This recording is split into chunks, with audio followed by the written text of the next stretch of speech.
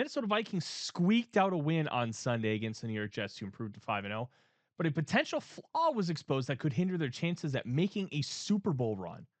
We're going to talk today about what that flaw is, what happened on many different occasions, and why this could become a big issue down the road. I'm Tyler Forness of A to Z Sports, and the Vikings found a way to get a win 23-17 over the New York Jets, but it wasn't easy. They had to do a lot of grimy, dirty work in order to get that win, but it's okay. It's good to win that way. It's good to learn how to win. It's good to figure out how to win in different ways because you're going to have to find different ways to win every single week in the National Football League. And to deal with adversity in wins rather than losing is good for your record. It's good for potentially making that Super Bowl run. And when adversity really does hit, when you are in trouble, things will all of a sudden become a lot easier for you to handle. One of the biggest things that the Vikings had to deal with on Sunday was their punt return team. The punt return team had multiple issues, and we're going to talk about those here because it was rough. And the first one was gunner Caleb Evans. He's the fourth cornerback on this team. Going into the day, he only had 3 defensive snaps, despite being active for all 4 games. That tells you what they think of where Caleb Evans is at and how they want to really play defense, utilizing a lot of big nickel and big dime rather than having 4 cornerbacks on the field. That is what it is. But Evans was a starter for the majority of his first 2 seasons in purple and gold. But you got to play well on special teams if you're one of those players. And Evans did not play well on special teams this Sunday. He was bullied all game long. And one of those nearly ended up costing the Minnesota Vikings because he was blocked right into Brandon Powell, which is perfectly legal.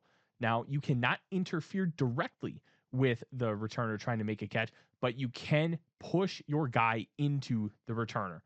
It's a nice little workaround for the kicking team to try and impact the play and make something happen.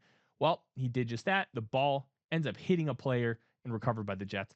Thankfully, the ball hit the New York Jet rather than Caleb Evans, and they kept going after that. They kept going back to the well, and it kept working. This was really frustrating to see because there was no level of consistency to make an impact or to fix it. Now, this is the kind of thing that could potentially get a normal player cut. Same with this next one when Brandon Powell was trying to return a punt with just over 2 minutes left in the first half, and Jay Ward gets called for an illegal block in the back. Now, penalties happen, but sometimes the context of the penalty is worse than the penalty itself. It wasn't 10 yards upfield with Powell potentially hitting that lane and trying to, spring a big return. No, it was about 10 yards behind Powell with the defender flowing towards the end zone and away from the ball carrier. It was undisciplined. It was bad. And it was something that you just cannot have happen. This is a play that could honestly get you cut in a similar way I just talked about a Caleb Evans play getting him cut. You can't do this. This actively hurts your team. This isn't you trying to make a play and making a mistake. This is you being a bonehead bozo. You can't do that. You have to play smart, disciplined football, especially on special teams. Like special teams make special teams. Look at those Urban Meyer Florida Gator teams. They used to fight in practice over who got to play special teams. Special teams matters a lot and can shift the momentum. Just look at what happened in the Green Bay Packer game. Jalen Naylor had to come in for Brandon Powell to refield one punt. That one punt swung the entire game, going from a 28-0 lead to the Packers basically being gifted a touchdown at the end of the half. And it helped propel them and give them hope that they could come back and make a game of it, and they did. You have to play smart football. And Jay Ward did not. And neither did Ivan Pace Jr. He tried to make a play. The Vikings were up 10. It's like, okay, we have the punter inside the 5-yard line. Let's see if we can make a play here. Well, he tried, and he ends up hitting the plant leg, triggering a 15-yard penalty. Now, you can make the argument that, it was minor contact. It was light. It wasn't a big deal. If you hit the plant leg, it's a 15-yard penalty.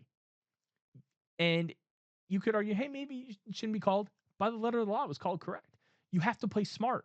You just stopped them, and you have a chance to get good field position, which the Vikings would have been around the 50-yard line. And with how the offense had been playing, it was pretty brutal. You have to take advantage of these opportunities to play field position. And they didn't. And it was really, really difficult to see them making these same mistakes. Now, Dallas Turner, with the last punt of the game, got called for a holding penalty. That kind of got swept under the rug. It wasn't actually announced on the TV broadcast, but it happened. These Vikings need to figure out how they can fix this punt coverage team. They do have a bye, and this is where a lot of self-scouting will happen. They need to do something because this could end up biting them big time and potentially cost them a game, maybe in the playoffs, as they try to make a Super Bowl run in 2024. I'm Tyler Forness with AZ Sports. Skol Vikings.